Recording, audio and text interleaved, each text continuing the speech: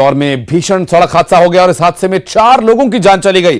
पुल से उतरते हुए क्रेन का ब्रेक फेल हो गया और सड़क से गुजर रही गाड़ियां इसकी चपेट में आ गई। बाणगंगा थाना क्षेत्र का यह पूरा मामला और हादसे के बाद की कुछ तस्वीर जो सामने आई वो हम आपको दिखा रहे हैं, जहां पर एक क्रेन, भारी भरकम ये क्रेन एक ढलान से उतर रही थी पुल से और इस दौरान इसका ब्रेक फेल हो गया।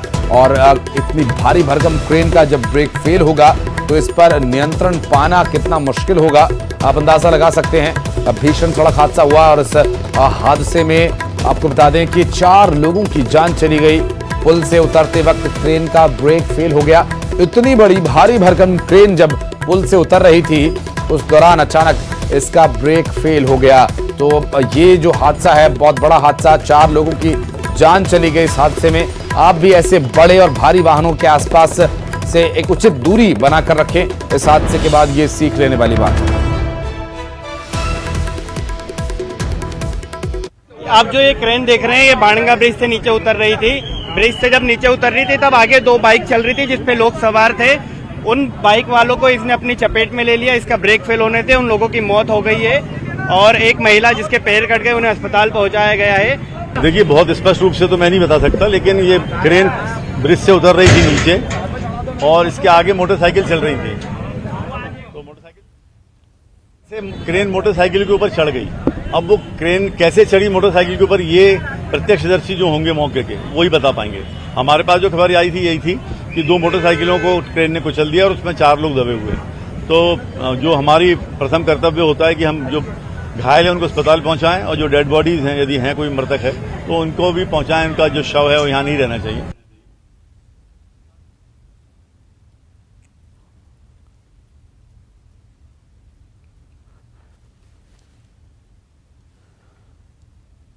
और इस पूरे मामले में सड़क से गुजर रहे हादसे के बाद क्या स्थिति वहां पर है, विकास हमारे सहयोगी हमारे साथ जुड़ गए हैं। विकास से बात करेंगे। विकास, क्या है अपडेट, कैसे ये हादसा हुआ, क्या बता रहे प्रत्यक्षदर्शी, मृतक कौन कौन है और क्या है डिटेल्स?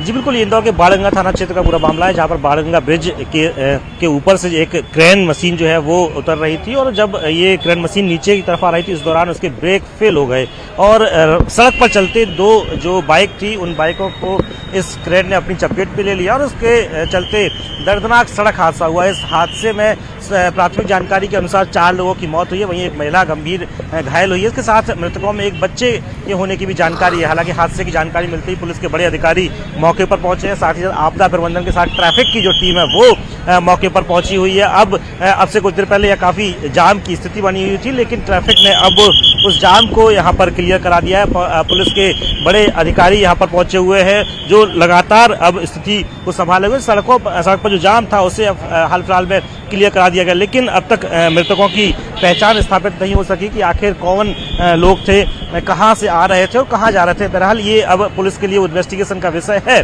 और जो इस क्रेन को चला रहा था उस वाहन चालक को भी पुलिस ने हिरासत में ले लिया है। बहरहाल पूरे मामले में अब जांच जारी है, लेकिन इसकी अगर बात किया तो कहीं ना कहीं बहुत दर्दनाक हादसा व्यस्ततम इलाके में व्यस्ततम समय पर हुआ है। ये यातायात के लिए भी बड़ी चुनौती बना हुआ है। एक विकास, इसमें लापरवाही भी कही जा सकती है, क्योंकि अभी तक जो इस तरह के बड़े वाहन हैं या ट्रक्स हैं, इस तरह के बड़े वाहनों को अमूमन रास्ता खाली करा के पास कराया जाता है। प्रशासन की जिम्मेदारी बनती है, यातायात विभाग की जिम्मेदारी बनती है। ऐसे चलते रोड पर ऐसे वाहनों को नहीं ले जाया जा सकता, इस बात का ध्यान रखा जाता है। यूं भी व्यवहारिकता के आधार पर भी देखें तो इतना बड़ा वाहन जब पुल से उतरेगा तो उसके आसपास जो वाहन हैं कई बार नियंत्रण खो जाता है, कई बार हल्के वाहनों की भी नियंत्रण उससे छूट जाता है। तो ये तो बहुत बड़ा भारी वाहन है। इसके बारे में प्रशासन क्या कह रहा है, क्या लापरवाही हुई है इस स्तर पर?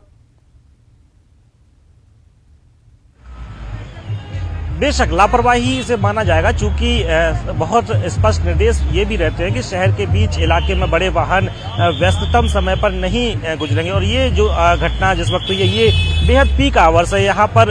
उस दौरान बड़ी संख्या में राहगीर गुजर रहे थे, वाहन बहुत ज्यादा थे, उस दौरान ये हादसा हुआ। तो आखिर ये इस वजह से भी लापरवाही मानी जा सकती है। जब ये सड़क पर ये वाहन दौड़ रहा था उसी वक्त यहाँ इसके ब्रेक फेल हुए, तो ये भी माना जा सकता है कि देखरेख इसकी प्रॉपर नहीं हो सकी है। इस वजह से ये भी एक गंभीर लापरवाही मानी जा सकती है। ये इस वाहन के नीचे जो है वो दो पहिया वाहन फंसे हुए थे। ये गाड़ी का जो नंबर है HR38B2002। हालांकि इसके बाद अब जो पुलिस है वो और भी खामियां देखेगी कि आखिर किन किन खामियां इसमें थी, क्या क्या उल्लंघन इसमें किया गया था, नियम के अनुरूप ये वाहन चल भी रहा था या नहीं चल रहा था। तो ये माना जा सकता है कि इसके बाद अब पुलिस कठोर कार्रवाई वाहन चालक और जो वाहन स्वामी होगा उसके खिलाफ करने जाएगी।